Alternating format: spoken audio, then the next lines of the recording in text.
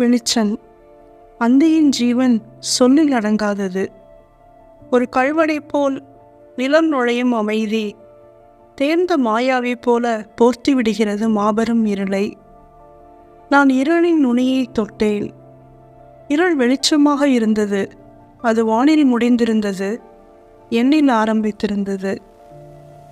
எல்லாம் சரியாவன வெண்ணிலா உலாவரும் முன்னிரவு பொழுதில் சிவப்பு நீல நட்சத்திர விளக்குகளை ஒவ்வொன்றாய் ஏற்றி கொண்டிருக்கிறது வானம்.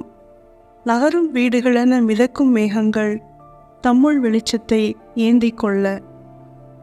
இதயத்தில் மேகங்கள் இறங்கிய அவ்வேளை நான் வெளிச்சமாக ஆகியிருந்தேன்.